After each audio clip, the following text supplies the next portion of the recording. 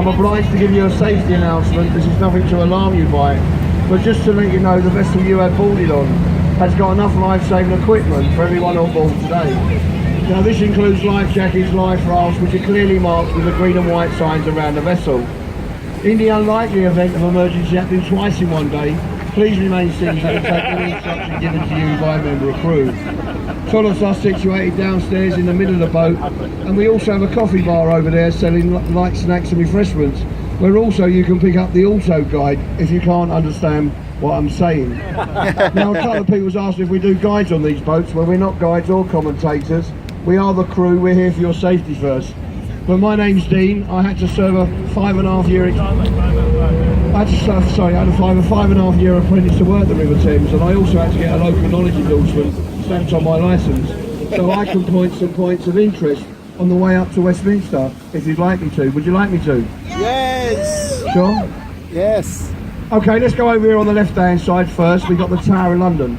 William the Conqueror, he started building this castle in 1078. The oldest part of this castle is the bit in the middle there with the 4 turrets. And this is where our Queen keeps all her jewellery. If you have a look along the river wall, you can see the words, "Enter the Traitor's Gate." Now this was the first one-way street here in London. Once you went up it, you never came back down. This is where they would have chopped your heads off. And if that wasn't bad enough, they then would have stuck your head on a wooden spike, dipped it in tar, and stuck it on the old wooden London Bridge for everyone to see. A lot of people say to us though, where's the bloody tower? Well, you can't see the bloody tower from the river because the bloody trees are in the bloody way. So we're going to turn the boat, but it's safe to do so. If you want to get photographs of Tower Bridge, I'll come over here on the left-hand side because we're going to turn the boat the other way. And if you can't understand me, just carry on doing what you're doing. The bridge in front of us now, or coming up on the left-hand side, is Tower Bridge, probably the most famous bridge in the world. It was opened in 1894. The bascles in the middle, the bits that lift up, weigh 1,000 tons each and can be lifted in 90 seconds at a 90-degree angle. Now there is an exhibition going on here at the moment. You can actually walk up the left-hand tower, walk across the old Victorian walkways, and if you look at the crest in the middle of the walkways, you'll see that they've just put a new glass floor in, so you can see the cars and the boats going beneath your feet. Now they will charge you £9 for this pleasure, but on the way up, they will tell you loads of true stories about Tower Bridge. Now I'm going to tell you one true story about Tower Bridge, and believe it or not, it is a true story. A guy called Albert Gunter was driving his number 78 bus across the bridge in December 1953 when he missed the red light because it was foggy. He drove straight onto the bascles as they started to rise. Well, Albert never backed off like a normal bus driver would do. What Albert done, he put metal to metal and he jumped about a 3-foot gap with all these passengers on board. Now you would have thought Albert would have got the sack for this, but he didn't. He got a £10 bonus in his wages at the end of the week, which he probably needed for his dry cleaning bill. Now coming up on the left hand side, you'll have to look very carefully and very closely because you might miss her because she's under camouflage, the HMS Belfast. She was built in the Harlem Wall shipyard, the same shipyard as the ill-fated Titanic. She's got 9 decks to explore, down from the engine room right up to the wheel bobs, and she last fired her guns in anger in the Korean War in 1951. She also fired her guns on the D-Day landing, but back in 1939 when this vessel was launched, she weighed 11,000 tons and she could cut through the water at 35 knots, which is about 40 miles an hour. Behind the Belfast we got the tallest building in Western Europe, the Shard of Glass. It stands 1,017 feet tall. It's got casinos in the basement, then shops, then offices, and then a 6-star hotel. But on the 72nd floor, she's got a viewing gallery up there, which will cost you £40 to go up there today, and the lift only takes 90 seconds to get up there. But above that are all the penthouse apartments, and the designer, Renzo Piano, he was told that he would get £1 million for his design. And he said, no, I don't want that £1 million. What I want is one of the penthouses at the top of the building, which he got. But listen to this, last month he put it on the market for £29 million. Which you've got to agree with me, that's not bad for a drawing of a triangle, is it? Has anybody been up the Sky Garden yet? Anyone been up the Sky Garden? Well, this is the newest attraction here in London. See this building here with the cranes on the top of it, the white crane? Go to the top floor and you can see they've just put a sky garden up there. And believe it or not, ladies and gentlemen, it is free to go up there. Nothing's free in London, but it is free to go up there. The only problem is though, you have to book it on the internet and there's about a week's waiting list before you can go up there. Stand on the right hand side. Stand on the right hand side. Have a look at this yellow brick building here. Now this is old Billingsgate Fish Market. There's been a fish market on this site for over 800 years. But today, the only fish on this building are the gold ones that you can see on the roof. Billingsgate Fish Market has now moved to Canary Wharf for bigger premises. The building right beside it is a blue shiny building, and if you have got a camera, please make sure you take a photograph of that blue shiny building. This is a very, very important building here in London, ladies and gentlemen. It's actually the headquarters of the training ground for the window cleaning company here in London. And once they pass out this side, they come over this side and clean the 14,000 pieces of glass in the Shard of Glass. I'm going to start talking about the monument for the Great Friar of London now, because you're only going to see it for about 10 seconds and it comes up in this last gap before the bridge. Now it's not the first thing you see, the church barrel, it's the one behind it with the big gold bit on top. Christopher Wren, he designed this monument and it stands 202 feet tall. It's got over 200 steps up to the viewing gallery and will only cost you £1 to go up there. But if you was to lay this monument down in the easterly direction, this is where the Great Friar of London started, in Pudding Lane, in a baker's by a candle. The next bridge we're going to go under is London Bridge, probably the most historic bridge that you will go under today. The Romans put the first one in over 2,000 years ago, and it was wooden, and it had wooden houses above it. The nursery rhyme, London Bridge is falling down, is absolutely true, because this is bridge number 5, and the one before this one was sinking into the mud.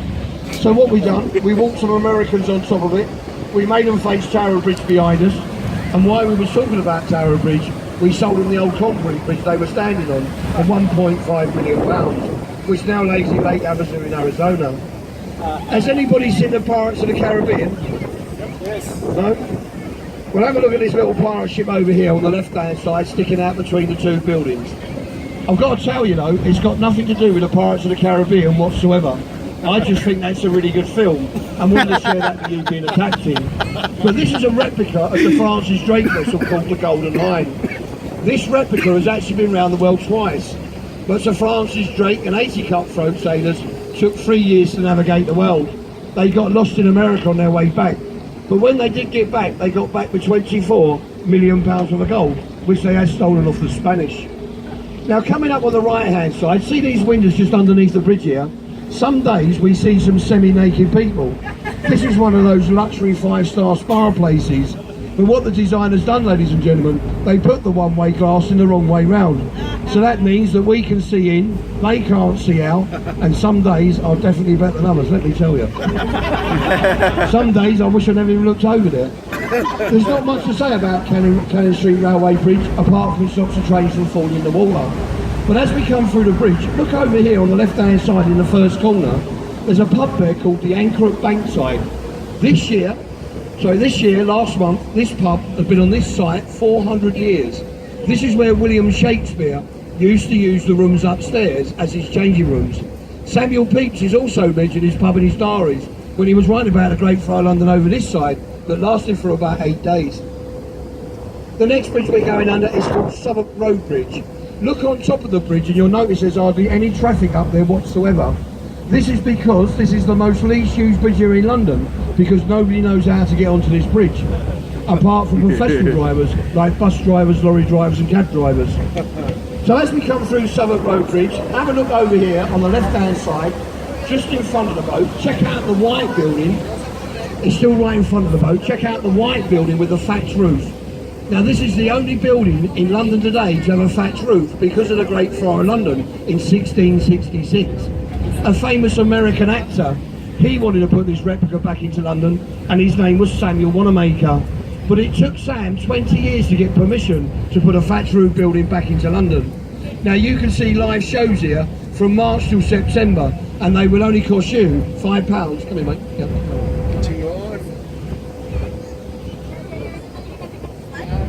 And it will only cost you £5 for a 2-hour Shakespeare play. Now the big brown building beside it with the tall chimney used to be Bankside Power Station, And now it's home to that modern art gallery called the Tate Gallery.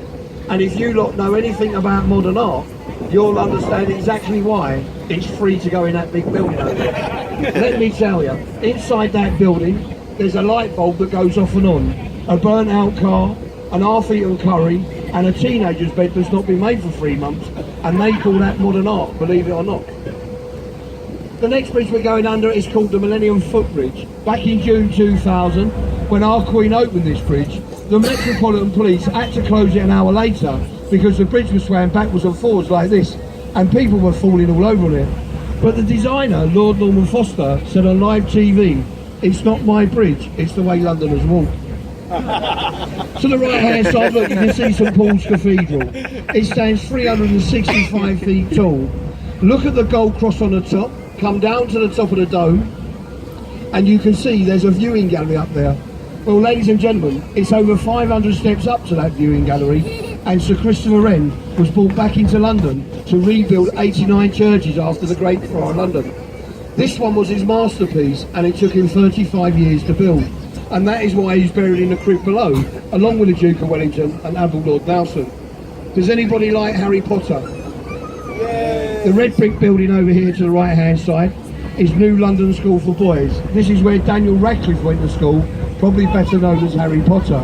But ladies and gentlemen, this school will cost you £55,000 per child per year to go through that school. And Daniel Radcliffe is the only one I know who's got his money back. So it ain't really a good school, is it? In the 1400s, there used to be a monastery over here where the monks used to wear black habits, hence the name of the next bridges we're about to go under, Blackfriars Bridges. Now these are the lowest bridges that we will go under today, and legend says they are the most romantic. Legend says if you kiss the one you love as you go beneath these bridges, you will get years and years of happiness. Hold up, Tiger, we're not under the bridge. Hold it, Tiger. Any single ladies, hello, I'm free. Any single gentleman, the other captain upstairs is definitely open-minded. His name's Simon. Now we are going underneath the bridges, and there doesn't seem to be a lot of action down here, does there? So if you're not with the one you love, just lean over now and kiss your husband or your wife, because apparently it works in the same way as well. Is everybody okay? Should I carry on or shut up? Carry on, carry on. Okay, the white building over here with the green roof and the black turret is Old London School for Boys. This is where two of our Prime Ministers went to school. Winston Churchill was one of them, but he got thrown out of this school for being a naughty boy in the classroom and ended up going to a school in Harrow. Lord Asquith was the other Prime Minister. But look at the top of the archway windows and you can see four more scholars. From left to right, William Shakespeare, Francis Bacon, John Milton. The one on the right with the ball on his right knee is David Beckham. Well, tell a lie. If anybody's heard David Beckham speak, they'd realise that he didn't go to school, and of course that is Isaac Newton on the end there.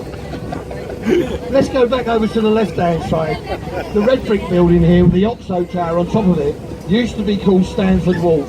It used to be a cold meat warehouse and where they used to make the Oxo gravy. Now it's luxury unaffordable apartments. But the restaurant on top is called Harvey Nichols, where one shot of rum up there could cost you £160. Now this restaurant comes in the top 10 restaurants here in London, and they do say, ladies and gentlemen, fish and chips in that restaurant up there will cost you £75 per person. And see the people standing at the barrier, well, they got their bill about 12 o'clock this morning, and they're still debating whether to jump in the river or pay their bill. Stand on the right hand side, have a look along the river wall, check out these green lion's heads with rings on in their mouths. Now you might have thought these were mooring rings, but they're not. What it was an early flood warning back in the day. The police were told to come down to the river at high water, look over the wall, and if the lion's heads were drinking, London was sinking. So what they would do then, see the red phone box here on the right hand side, the lamppost before there's a little blue phone box, and the police would get on this little blue phone box here, and they would phone all the underground stations along the Victoria Embankment, and they would close them down in fear they would be flooded. Nowadays we got the Thames barrier for this, but there is a more modern day saying if you'd like to hear it. Would you like to hear it? Yes. Well, if the lion's heads are ducked, then London is well and truly flooded. Look at the Grey Dragon on the main road here. See the Grey Dragon? The concrete archway here with a statue of Father Thames. This is known as Temple Gate. And this is one of the boundary lines for where we leave the City of London, the square mile, where they make all the money in this country. And we've just now entered the City of Westminster, where they spend the lot. The Wellington ship was given to us by the New Zealand government and is now a drinking livery for retired skippers who've been to sea for more than 25 years. But look on the yellow funnel, you can see the royal coats of arms, and our Queen's husband, Prince Philip, is the headmaster of this vessel. This next little vessel coming up on the right hand side is now called the Yacht, and it's another 5-star restaurant here in London. But back in the day, this vessel was called St Catherine's of London, and it was known as the Royal Barge.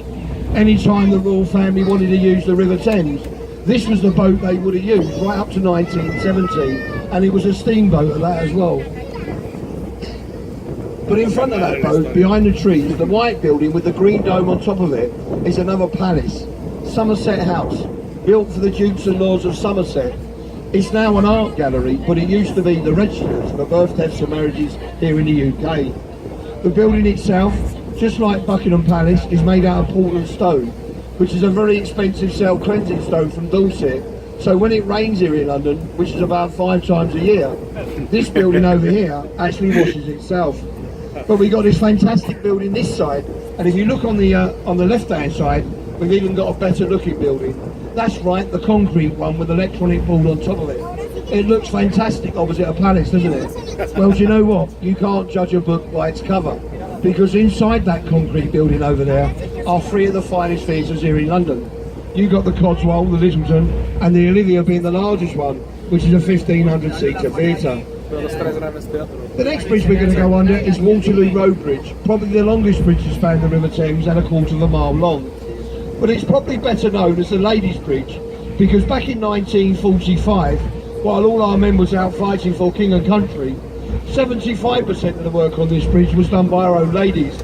And I might have to say, there's 32 bridges on the River Thames, and out of the 32 bridges, this bridge here is the only bridge on the River Thames to ever finish on time and under budget. So well done the ladies, eh? The white building over here all lit up with a flagpole on top of it with a green roof is, most of you are probably staying in this hotel this weekend. It's called the Savoy Hotel. They've just spent over £200 million on this hotel, revamping all the rooms inside. But one of these Riverview rooms will actually cost you £2,300 per night to stay here. But don't worry about that, because for that money, it does come with a breakfast in the morning as well. We've got 1 sausage on your plate, but 2, and guaranteed to have no horse in them sausages whatsoever. I'm going to show you the oldest thing you're going to see on the River Thames now, and it's this obelisk thing here, called Cleopatra's Needle. Now some Egyptians say we stole it, and some say they gave it to us to celebrate the victory of Nelson of the Battle of the River Nile. But have a look at the Sphinxes at the bottom, because they're actually facing the wrong way round. They should be facing outward guarding the needle, not inwards admiring it. The last bridge we're going to go under today is called Charing Cross Railway Bridge, and there's supposed to be a train leaves here every minute. If not above the ground, 35 metres below the waterline is the Bakerloo and the Northern Line. But see this large building over here on the right hand side, that's Charing Cross Station, and that building alone is supposed to represent a train leaving a tunnel. Can anyone see that? Has anyone had any wine today yet? Can anyone see that? I can't. I think it looks more like a 50s jukebox. So we're going to leave the Victoria Embankment behind us now, and we're just coming into Whitehall. And if you look through the bridge on the right hand side, this blue boat here is a grey ship. It's called the Tattersham Castle, and it's not always been a pub. When it first came up the River Thames, it was an art gallery for about 20 years. But it wasn't making much money as an art gallery, so what they done, they took it away, they brought it back as a pub, and in the first 6 weeks, it took more money than it ever did as an art gallery. It took more money than it ever did as an art gallery, and I think it just shows you what type of artists we got here in London. The Gothic-looking building behind the boat is what I call Whitehall Court Mansions, and it's a part of the Allsguard 5-star hotel and more luxury unaffordable apartments. But behind this building during the Second World War, this is where Winston Churchill's War Office was, and there's actually a museum behind that building to that effect. Let's go back over here on the left hand side. Check out the London Eye. The London Eye stands 135 metres tall. It's got 32 capsules on it, 1 for each borough of London. And the new craze here in London at the moment is that you can actually get married on the London Eye. Now what happens is this, you, your partner, the vicar, plus 22 guests get on at the bottom. You say all your vows on the way to the top. And when you get to the top, they stop the London Eye. You say I do, you kiss the bride, and trust me, I really do know this from my own experience in life. It's all downhill from up